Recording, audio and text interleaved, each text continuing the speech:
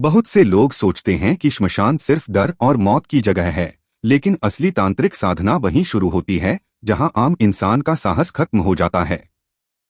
आज स्पिरिटिफाई पर हम बात करने जा रहे हैं श्मशान साधना के छुपे विज्ञान की।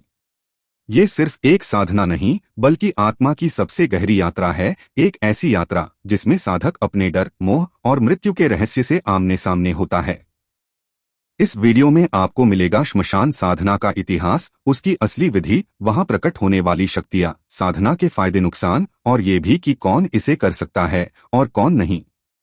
अगर आप तंत्र, साधना या अलौकिक रहस्यों में रुचि रखते हैं तो वीडियो को आखिर तक जरूर देखिए और स्पिरिटिफाई को सब्सक्राइब करना मत भूलिए ताकि हर बार नए रहस्य सबसे पहले आपके पास पहुंचें।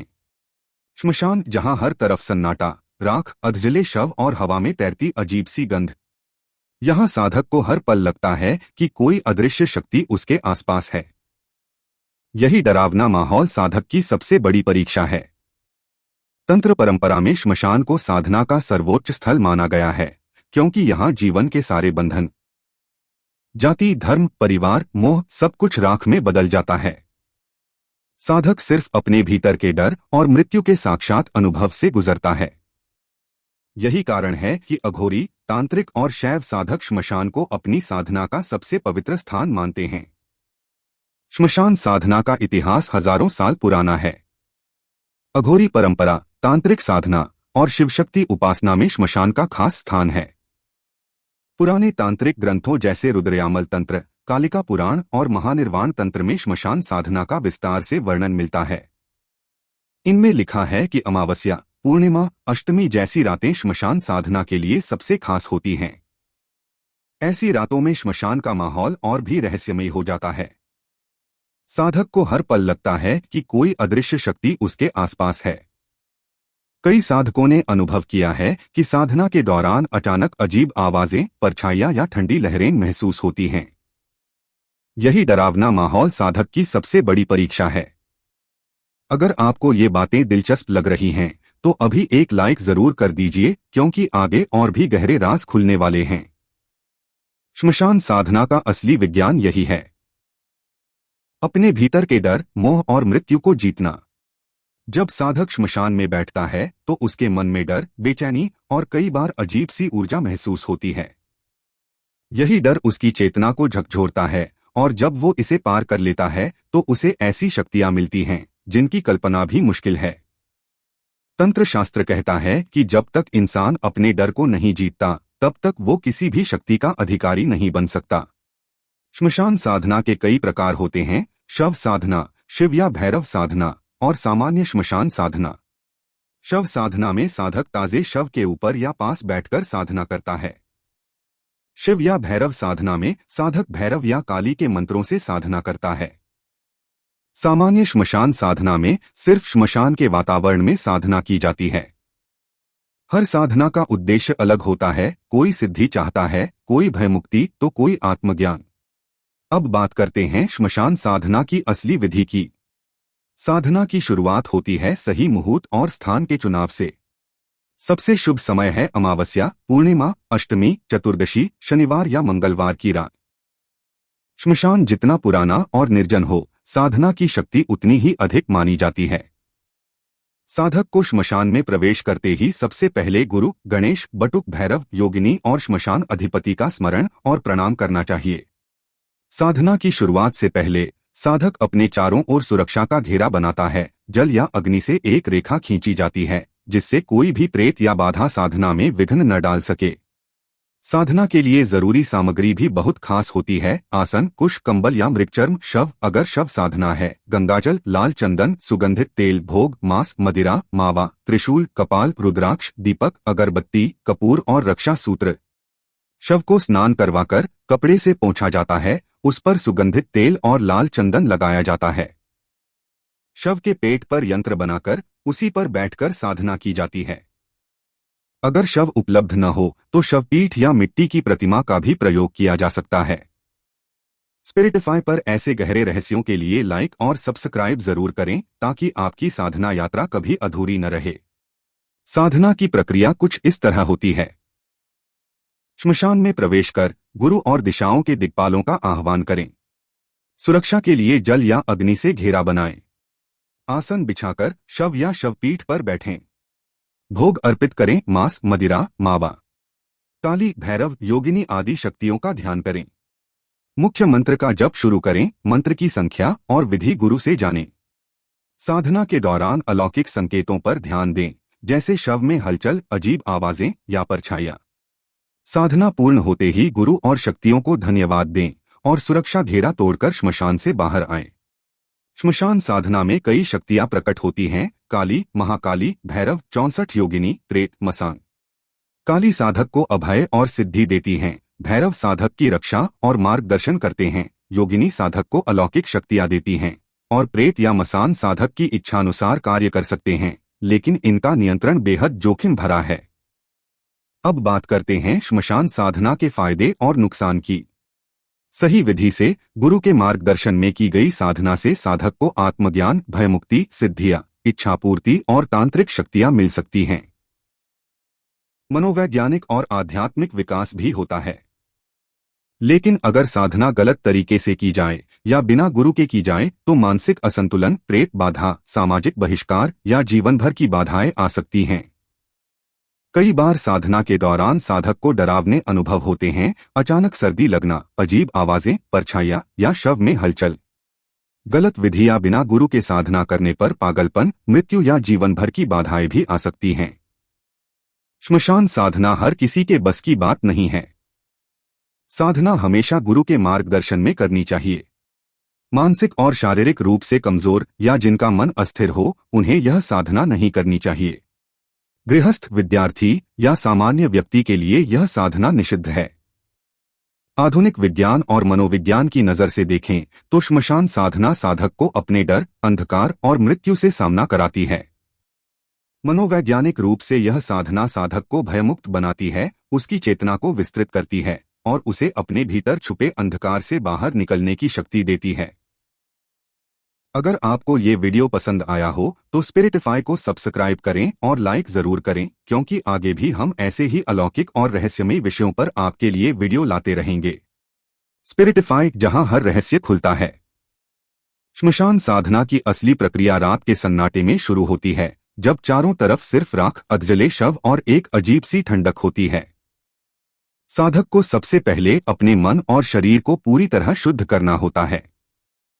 तांत्रिक परंपरा में कहा गया है कि साधना से पहले सात्विक आहार, संयम और ब्रह्मचर्य जरूरी है, ताकि साधक का मन डगमगाए नहीं। साधना के लिए सबसे उपयुक्त समय अमावस्या या पूर्णिमा की रात मानी जाती है और जगह वही पुराना, शांत, निर्जन श्मशान, जहां की ऊर्जा सबसे तीव्र और रहस्यमयी होती है। साधना की तैयारी में साधक को खास सामग्री जुटानी होती है, जैसे लाल वस्त्र, सिंदूर, कुमकुम, चमेली के तेल का दीपक, लाल मोमबत्ती, कुछ विशेष फूल और अगर शव साधना हो रही है तो शव या शवपीठ। कई बार साधक मरे हुए जानवर की खाल से बनी चटाई पर बैठते हैं, जिससे ऊर्जा का प्रवाह बाधित न हो। साधना शुरू करने से पहले साधक को अपने चारों ओर सुरक्षा घेरा बनाना होता है। इसके लिए भैरव या शिव के मंत्रों का जाप किया जाता है, ताकि श्मशान की प्रेतात्माएं या नकारात्मक शक्तियां साधना में विघ्न न डाल सकें। श्मशान साधना के कई रूप होते हैं। शव साधना में साधक शव पर बैठकर ध्यान करता है और यह तंत्र की सबसे रहस्यमयी और कठिन साधनाओं में गिनी जाती है। इस साधना में साधक को अपने डर, मोह और मृत्यु के एहसास से गुजरना पड़ता है। शव साधना के दौरान साधक को मंत्रों का जाप करना होता है, जैसे त्रि श्री ठय ठय शमशान सुंदरी यक्षिण्य ठय ठय स्वाहा। हर मंत्र का उच्चारण एकदम सही होना चाहिए, वरना साधना उल्टी भी पड़ सकती है। शव साधना वामाचार तंत्र का हिस्सा है, जिसमें साधक का उद्देश्य अपने भीतर के डर को जीतना और अलौकिक शक्तियों को जागृत करना होता है। श्मशान सुंदरी यक्षिणी साधना भी इसी श्रेणी की एक अत्यंत दुर्लभ और खतरनाक साधना है। इसमें साधक को यक्षिणी की प्रतिमा या चित्र के सामने बैठकर उसे अपनी प्रेयसी के रूप में ध्यान में रखते हुए मंत्र जप करना होता है। साधना के दौरान साधक को मानसिक रूप से यक्षिणी को आमंत्रित करना होता है और अगर साधना सफल हो जाए तो साधक को धन, यश, सौंदर्य और मानसिक शांति की प्राप्ति होती है। लेकिन इस साधना में सबसे बड़ा खतरा है प्रेत बाधा, मानसिक असंतुलन या साधना के बीच में डरावनी घटनाएं। इसलिए गुरु का मार्गदर्शन और सुरक्षा मंत्र अनिवार्य हैं। श्मशान साधना के दौरान हवन, दीपक, त्रिशूल, कपाल और यंत्रों का प्रयोग भी किया जाता है। साधक को हर स्टेप पर सतर्क रहना होता है, क्योंकि श्मशान की शक्तियां बहुत जल्दी प्रतिक्रिया देती हैं।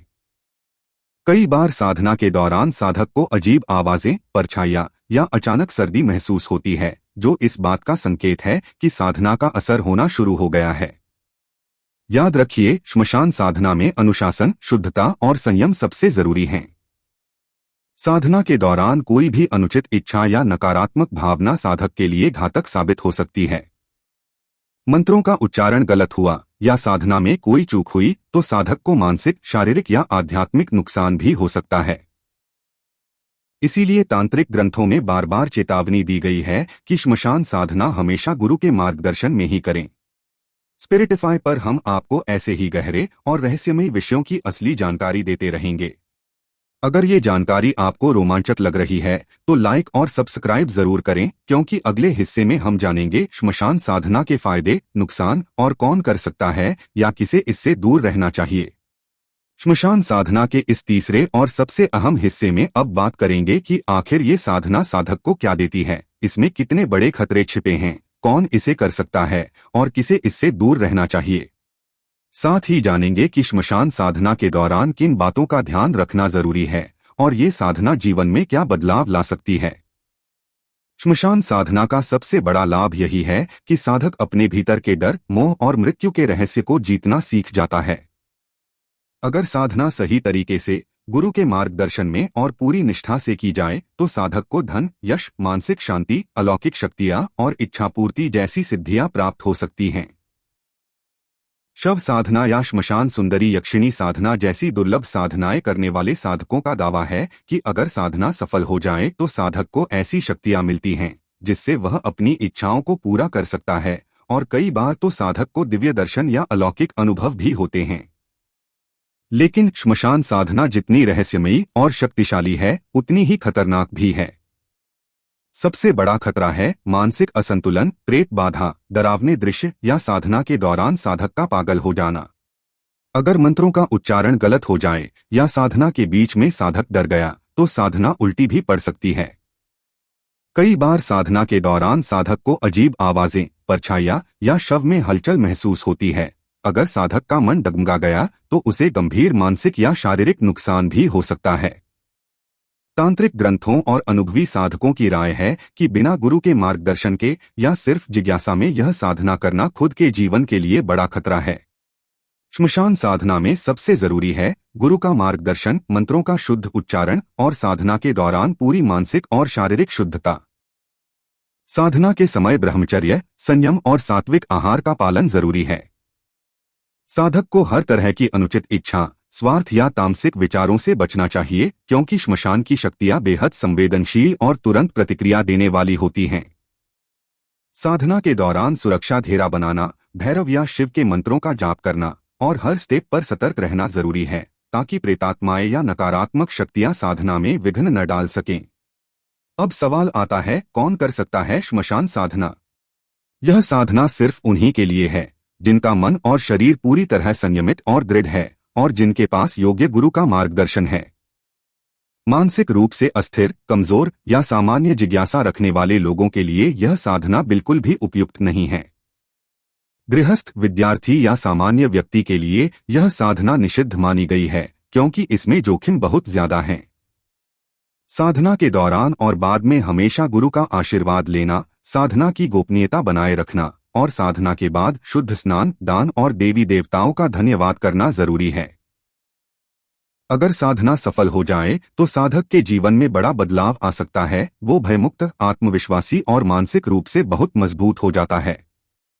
लेकिन अगर साधना में कोई गलती हो जाए तो साधक को जीवन भर पछताना पड़ सकता है।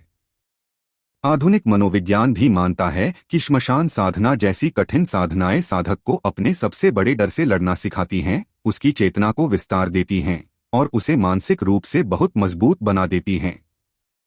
लेकिन यह साधना हर किसी के लिए नहीं है। यह सिर्फ उन्हीं के लिए है जो सच में अपने भीतर के अंधकार और भय को जीतना चाहते हैं और इसके लिए हर जोखिम उठाने को तैयार हैं। स्पिरिटिफाई पर हम आपको ऐसे ही गहरे, रहस्यमयी और अलौकिक विषयों की असली जानकारी देते रहेंगे। अगर आपको यह वीडियो पसंद आया हो तो लाइक और सब्सक्राइब जरूर करें, क्योंकि आगे भी हम आपके लिए लाते रहेंगे तंत्र, साधना और रहस्य की दुनिया के सबसे अनसुने सच। स्पिरिटिफाई, जहां हर रहस्य खुलता है।